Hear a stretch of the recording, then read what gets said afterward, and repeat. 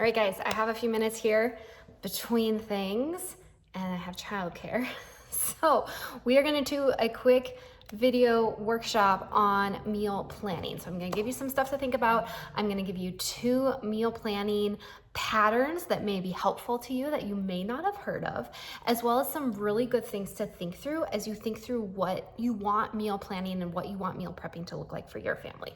Let's just set this straight at the very beginning that there is no perfect plan for everyone. And that is why I do not sell and put together meal plans. I'll give you tons of ideas, but what works for my family doesn't necessarily work for your family. And this seeking the perfect plan that we can purchase and implement honestly keeps us from doing the work of actually trial and error, actually getting comfortable with failure, actually being okay with things not working out, things turning out, being adaptable, being flexible. That is a skill, that is a muscle that needs to be worked, and it has to be strengthened, and that's only strengthened by doing the things. And sadly, we live in a society today where many of us and many of you listening maybe didn't get cooking skills and homemaking skills and meal planning skills and cooking from scratch skills. Some of us had mothers that did that, and that was just ingrained in our growing up years, and others of us did not. And so it feels almost embarrassing to not know how to maybe cook a casserole from scratch or make bone broth from scratch, or those things may seem so far-fetched that there is a real barrier to trying because the possibility of failure and the likelihood of failure is there in existence. So just something that I want you to think about. So when it comes to meal planning and prepping, first of all, you have to be okay with failure. You have to be okay with doing it wrong. Everything is hard before it's easy. You also have to be ready to do it without the approval or excitement of your family. I tell this to moms all the time when they are burned out and stressed out that they're cooking and the kids are complaining and the kids aren't eating it, or maybe the husband makes something else. And I kindly tell them that you have to remind yourself that you're worth cooking for too. You are worth meal prepping for too. Even if no one else eats in your house, you can sit there chopping those veggies. No one eats in your house. Of course, everyone eats in your house. But even if people don't eat what you make or aren't as appreciative as you wish they would be, you need the mantra of, I'm doing this for me and this is worth my time. Because if that is running through your head, you'll get it done. If what instead is running through your head is, why does no one appreciate me? Why is no one going to eat these vegetables anyways? They're probably going to go bad anyways. Why is food so expensive? If that is the narrative as you're trying to prep a casserole or a freezer meal, no wonder you don't want to do that. No wonder you don't want to do that week after week. So watch that internal dialogue. Watch what you are saying to yourself. I want you to be ready to do this without the approval of your family. With that said, if they are open to being involved, please involve them, especially toddlers. Involving them in food, in touching it, in grocery shopping, in getting some kid-safe knives and chopping with you, involving them in food where they have more exposure to it is truly one of the best ways to cultivate curiosity around food. And curiosity around food is a win-win-win, all right? Your son or daughter is gonna be far more likely to eat something if they have touched it, if they have seen it, if they have helped grow it, if they put it in the cart at the grocery store. Especially when it comes to toddlers and little kids, exposure counts. Even if they don't eat it, think, how many times can I expose my kids to this throughout the month instead of how many times can I get my kids to eat this? Because exposure counts. They've got to get familiar about it, okay? Eating asparagus once a month as an adult, we're oh yeah, we know what asparagus is. Do you know how long a month is in the world of a 2-year-old? You give them asparagus a month later and they have absolutely no comprehension that they have had this before, that this is something they're familiar with. So that's just one example why exposure counts. Now, let's also get clear on what meal planning is not. Meal planning is not a holy grail. It does solve some problems, but you've got to give yourself lots of leeway to find a system that works for you. And the system that works for you in this season may not be the system that works for you in another season. It is also not a big binder with tons of tabs and a month full of meals. If that's your jam, cool, but I don't have time for that. Your meal plan can be a post-it note. It can be in your planner. It can be just an idea in your head and something you make in a batch. Your meal plan does not need to be entirely home cooked. I will tell you to plan for pizza night, plan for smoothies, plan for leftovers, plan for running to Dairy Queen for a treat at the end of the week. Like, that's great, all right? Think of the difference between, hey, we're gonna go get pizza on Friday night and it's gonna be super duper fun and we're gonna celebrate like getting through the first week of school. Think of the energy around that and the excitement and the gratitude and the positive feelings around that compared to like, lo and behold, it's 5 p.m., everybody's cranky, made no plans for dinner, no meat is thawed in the freezer. I guess we'll order pizza. Like, do you see that difference?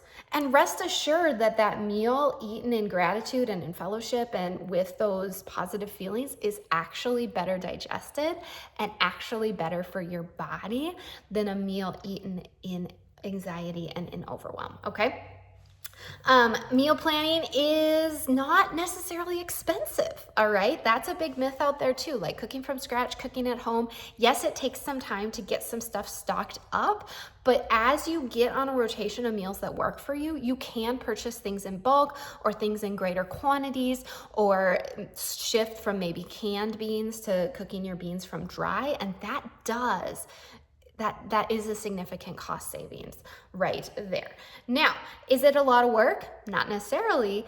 The thing with meal planning is if you do a little bit of concentrated work up front, you then are rewarded all week long. Like if you think about food a little more on Monday to think through your meals, you get to think less about food all week long, and that is a win-win. So, if you don't have a piece of paper in front of you, I want you to go grab a notebook or a piece of paper, pause this video because it's pre-recorded, go grab a paper and a pen or pull up a new note on your phone.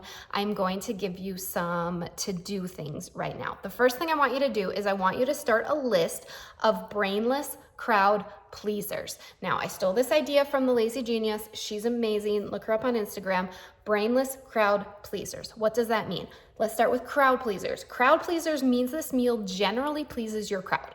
There may be a little whining and complaining, but generally your crowd, that could be your family, that could be your youth group night, that could be just you if you are living by yourself or making lunches all by yourself, generally pleases your crowd, okay?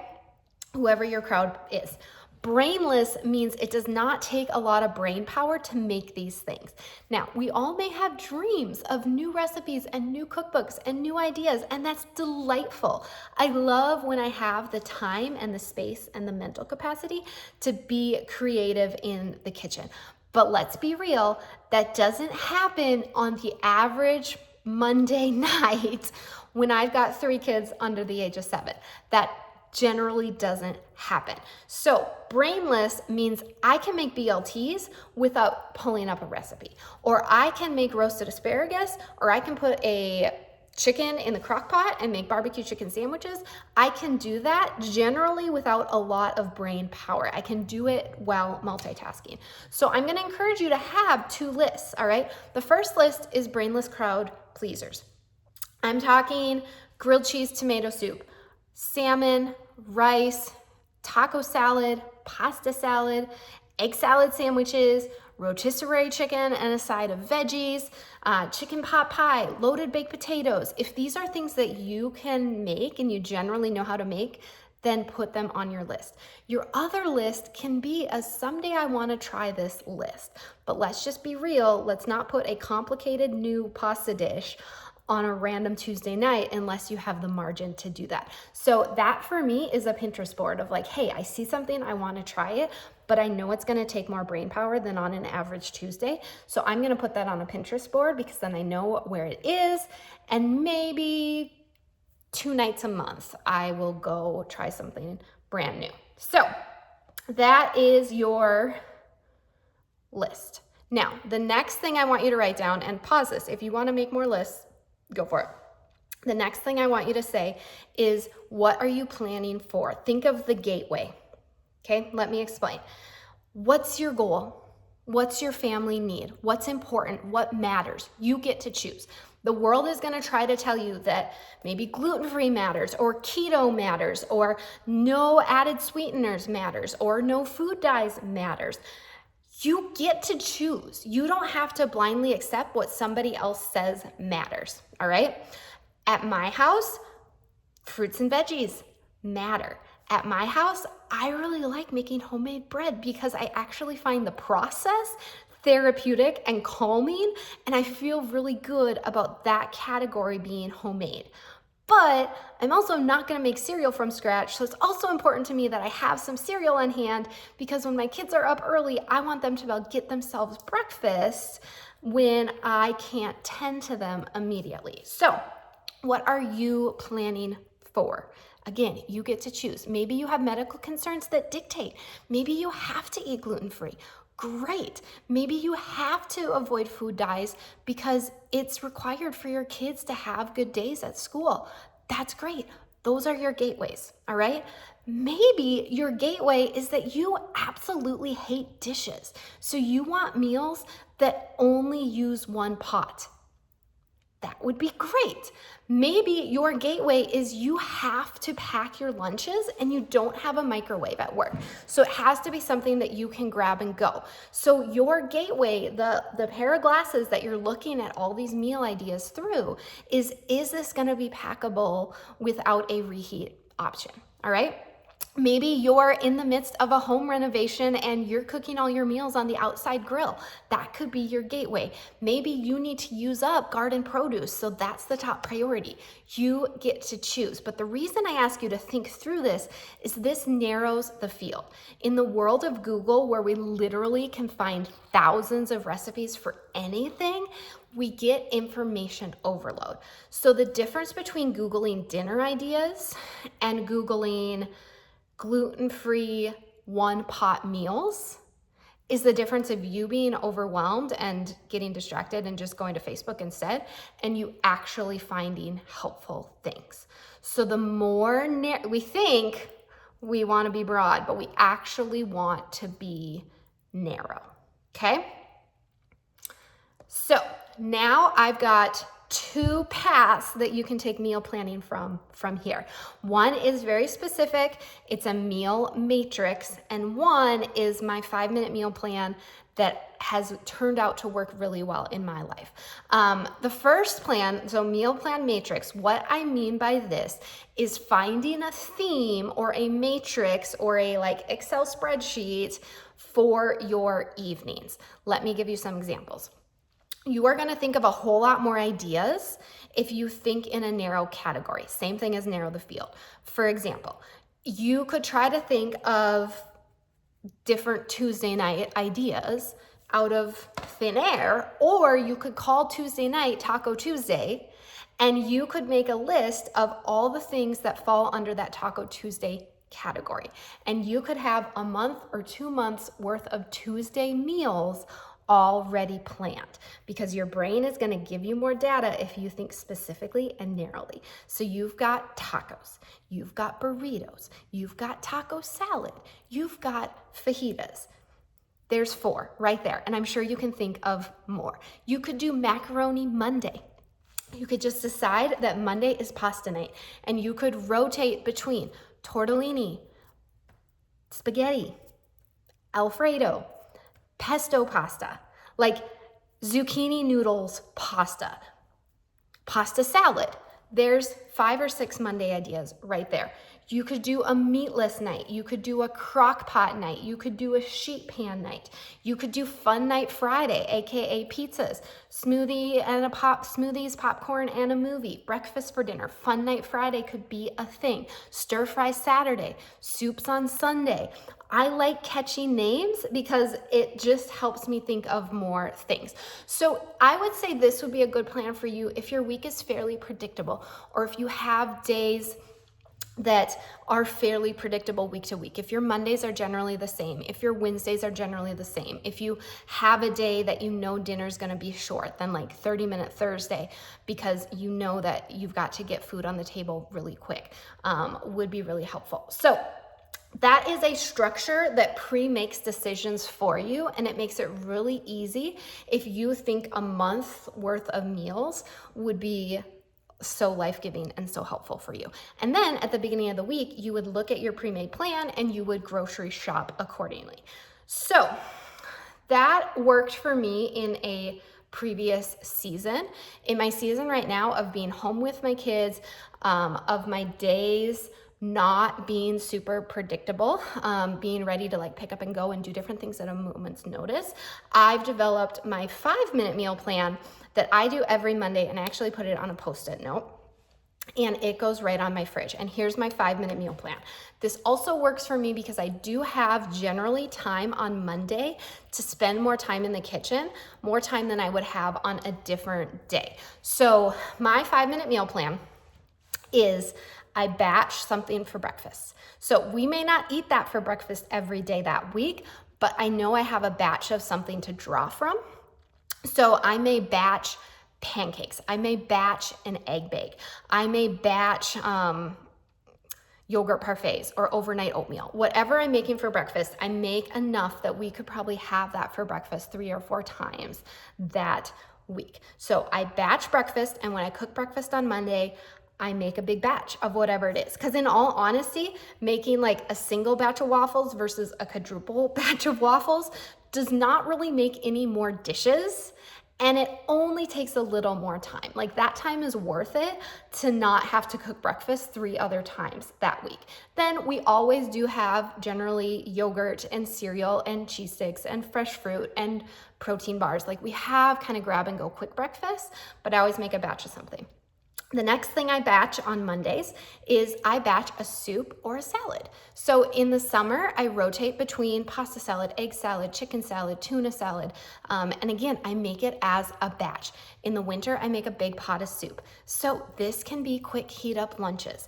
Again, we don't eat this for lunch every single day, but I have something to draw from and something already in the fridge ready to go. So we batch breakfast, we make a soup or a salad of the week, and then I write down 3 dinner ideas. That's worked for us. 3 dinner ideas that I know I have groceries for, or I need to just grab a few things. I don't know what night I'm gonna make those dinners, but I know I have the supplies. I pull out the meat that I may need for that, or anything out of the freezer, or if I need to soak beans or whatnot. But half the work is done because the decision is made. And 3 dinners gives us leeway to have leftovers, to be gone, to grab takeout or something if that week requires it.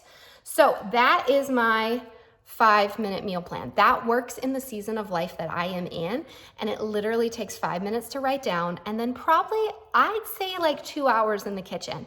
On Monday, I'm already in the kitchen, I'm already cooking, I'm just making bigger batches of that super salad and that breakfast, and it pays me dividends all week long. Okay, so those are 2 possible meal planning pathways.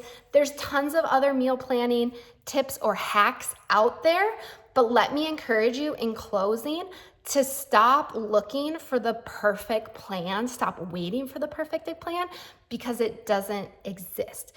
What is perfect for you will only be perfected by doing, by failing, by messing up, okay? In this repetition, you learn to think ahead. You learn what meals go together. You learn that it makes sense if you like cook a whole chicken, and then you can have chicken stir fry, and then you can make bone broth, and then you can make chicken noodle soup. Like, you learn these things that go together by doing. So the best tip I can give you is stop waiting for a shortcut and start with what works now for your family now versus wishing it was different or wishing for different circumstances. Done is better than perfect. And that is so, so true in meal planning. All right, I'm just looking through my notes here.